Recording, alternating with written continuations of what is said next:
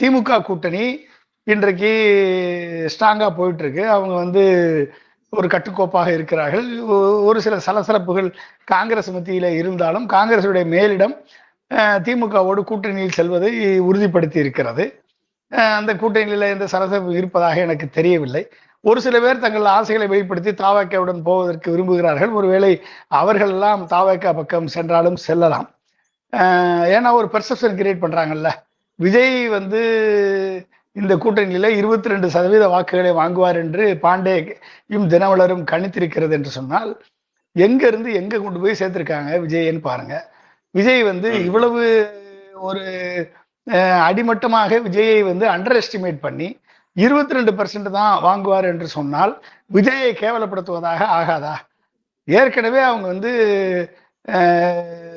8%ல இருந்து 12%க்கு வந்து 15%க்கு உயர்ந்து அது வந்து 20% ஆகி 28%க்கு வந்து 36% ஆகி இன்னைக்கு 40% வரைக்கும் வந்துருச்சுன்னு நிர்மல்குமார் சொல்லிட்டாரு. இப்ப 40% வாக்கு வங்கி வைத்திருக்கக்கூடிய விஜய் வந்து நீங்க 22% நீங்க அண்டர் எஸ்டிமேட் பண்ணீங்கன்னா அப்ப வந்து பாண்டேக்கும் தினமலருக்கும் வன்மத்தினுடைய உச்சத்தில் அவர்கள் இருக்கிறார்கள் என்று அர்த்தமாகாதா?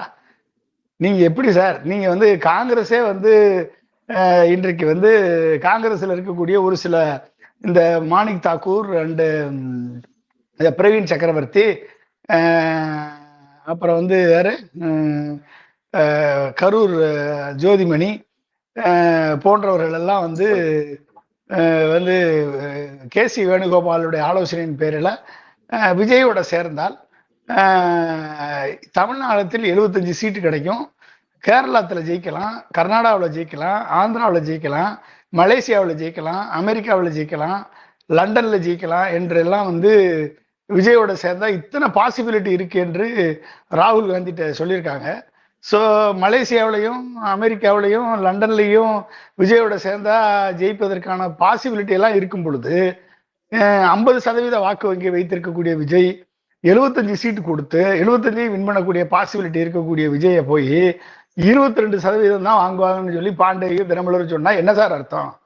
அப்ப அவரை கேவலப்படுத்துறதா இல்லையா? அது விஜயை வந்து கேவலப்படுத்துறதா ஆகாதா?